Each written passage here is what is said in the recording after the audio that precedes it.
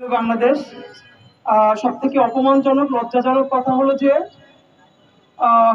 এইখানে শাপলার বিচারের জন্য আমাদেরকে দাঁড়াতে হচ্ছে এবং একজন ভাই যিনি শহীদ হয়েছেন তার ভাইকে সেখানে দাঁড়াতে হচ্ছে। সেই বুয়েটের রিহানের মা প্রতিদিন অসুস্থ হয়ে যাচ্ছেন, তিনি মৃত্যুর আগে তার সন্তানের হত্যার বিচার দেখে যেতে চান। তার বোনকে আবারও সেই শাপলা চত্বরে দাঁড়াতে হচ্ছে। যখন আমার বোন, যখন আমার ভাই এসে দাঁড়াচ্ছে, আমি তাদের দিকে তাকাচ্ছিলাম, সারা শরীর তাদের থরে থরে করে কাঁপছে।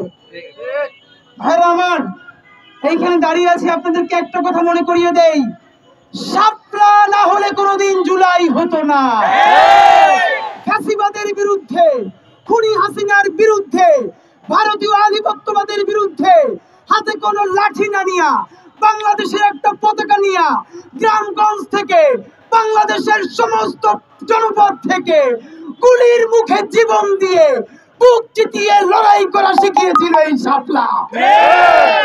আপনি ভাবেন, এই মাত্র আমার কাছে এই ফোনটা দিয়েছে শহীদ ফাহমিনের মা। যেই শহীদ ফাহমিন শহীদ হয়েছে এই জুলাইতে, সে শহীদ হওয়ার পরে তার বুকে একটা রক্তাক্ত কবিতা পাওয়া গিয়েছিল, যেই কবিতাটা লিখে সে শহীদ হয়েছিল। আজকে তার মা খুঁজে তার একটা কবিতা নিয়ে এসেছেন। অনেকে জুলাইয়ের সাথে শাপলার কানেকশন খুঁজে পান না, আর আমার 9-10 ইন্টারে পড়ুয়া একটা বাচ্চাও শাপলার সাথে জুলাইয়ের কানেকশন খুঁজে পায়। একটা কবিতা লিখে গেছে, দেখেন তার মধ্যে সে শাপলার কথা কিভাবে বলছে। তার মা আমার পাশে দাঁড়িয়ে আছে, সে বলছে, তোমরা এসেছিলে দেশে, বলেছিলে দিবে শান্তি, কিন্তু দিলে কি? পিতামাতা হতাশ, এখন হচ্ছে এবার কি? বাড়লে কত হেফাজত, আর বলছো আবার কি? রং মেখে তারা পড়ে আছে, কাছে গেলেই নাকি দৌড়, আর কত মিথ্যে কথা, ছাড়বে না তোমায় কেউ। বন্ধুরা আমার, শহীদ ফাহমিন যদি হেফাজতের কথা বুঝতে পারে, এই শাপলায় রং মেখে শুয়েছিল, এইরকম শুয়োর মার্কা কথা যে বলে গিয়েছিল, ভারত ছাড়া এই জমিনে আর তার কোথাও আস্তানা হয় নাই। আপনাদেরকে অত্যন্ত দুঃখ নিয়ে একটা জিনিস দেখাতে চাই। আজকের এই আমার দেশে 2 পেজ জুড়ে আপনারা একটু দেখেন, জাতীয় দৈনিক আমার দেশে আজকে অনেকগুলো স্টোরি করেছে। এর মধ্যে এই 2 পেজ যেখানে তারা স্টোরি করেছে, এই ছবিগুলো দেখেন। এই ছবিগুলোর মতো হাজারো হাজারো ছবি বাংলাদেশের মানুষের আর্কাইভে এখনো জমা আছে।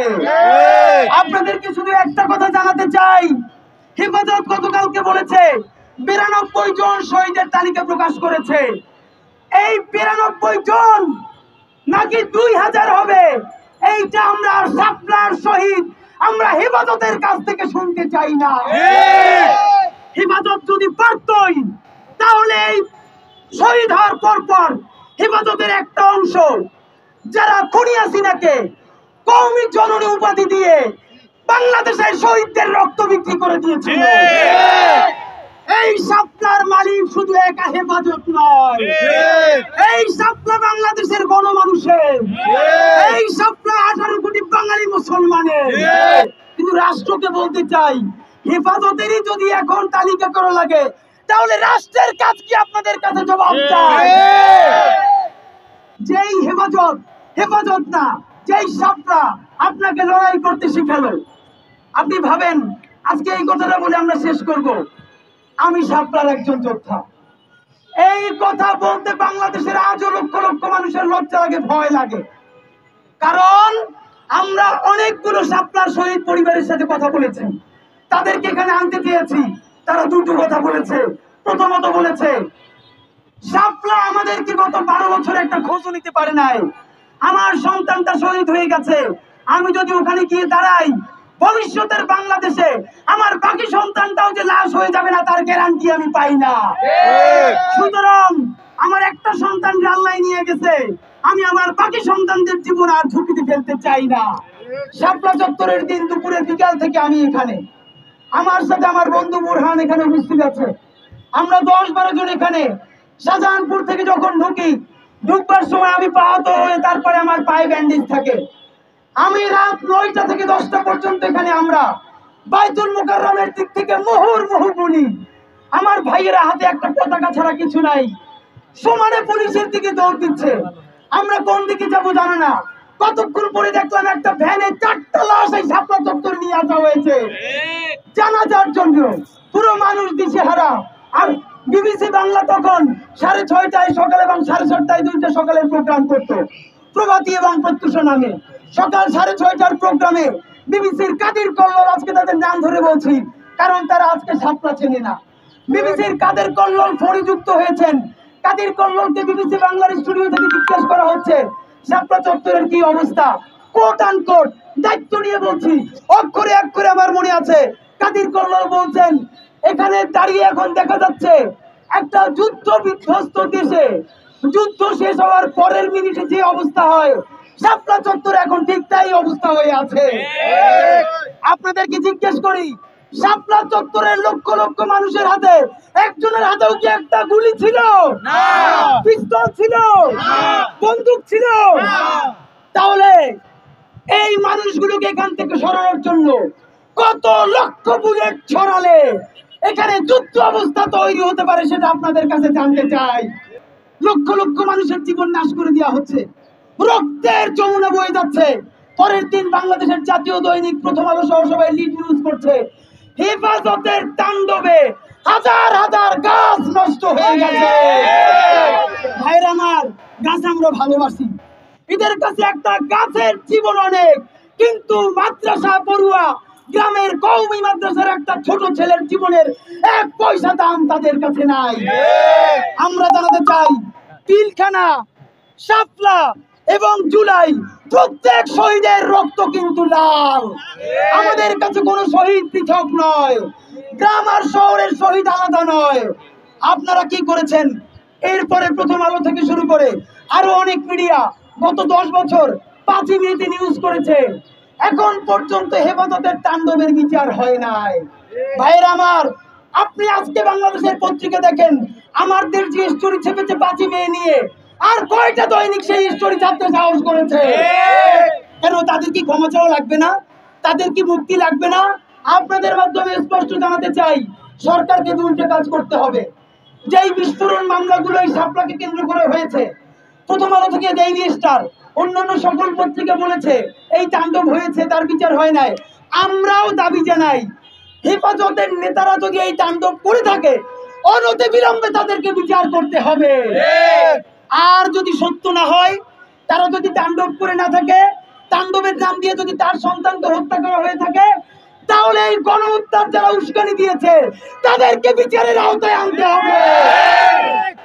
বন্ধুরা আমার, এই গণহত্যা এমনিতে হয় নাই, মিডিয়া উস্কানি দিয়েছে। আজকে বলি, Diganta television, Islamic TV live telecast অবস্থায় তাদেরকে বন্ধ করে দেওয়া হয়েছে। কোন সংবাদপত্রের সাংবাদিক মাহফুজা নামে এখন কি বলছেন?